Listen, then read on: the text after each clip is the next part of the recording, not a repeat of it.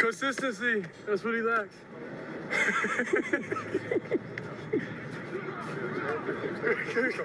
Consistency, that's what he lacks. 5 with a hit.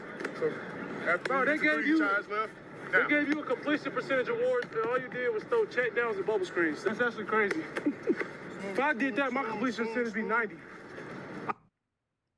Most people believe that Cam Ward was the #1 quarterback in the 2025 class, but there were a handful of people who thought that Shedeur was the top guy in this class. The two guys have been linked together since high school, since they were the same age, both from the state of Texas, attending the same football camps when they were young, even though they had completely different paths to the NFL. Cam played at Columbia High School, where they ran an outdated wing T triple option that showcased his mobility more than his arm strength. He was lucky if he got to throw more than 10 times a game. Because of that, he only got one scholarship to FCS Incarnate Word, because his natural arm strength was on display at one of these aforementioned football camps. Once he got to university, he was able to climb the collegiate ladder, going from Incarnate Word to Washington State to Miami, finishing as a Heisman candidate. Cam reminds me a lot of Patrick Mahomes coming out of Texas Tech, and all the people who are mad at me didn't watch Pat when he was in college. The arm talent and crafty mobility was undeniable, while his risky decision-making and poor footwork led him to a 6-6 record under Cliff Kingsbury.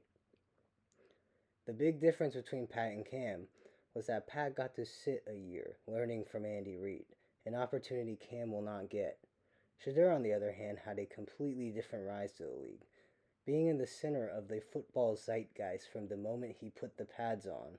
Some view him as a nepo baby born with a silver spoon in his mouth, while others think of him as a sponge, having the opportunity to soak up all of the knowledge from his father, who was arguably the greatest athlete of all time.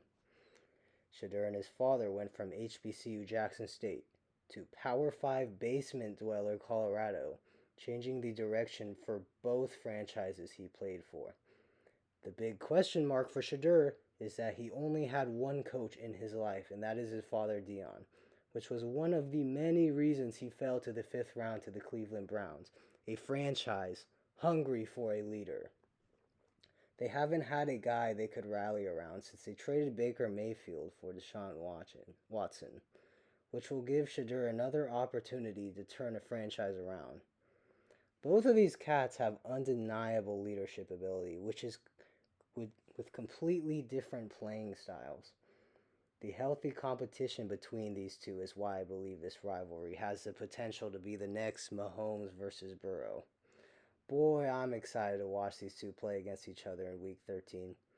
I think both guys are going to have above average starting quarterback careers in this league. And I'm leaning towards Shedeur.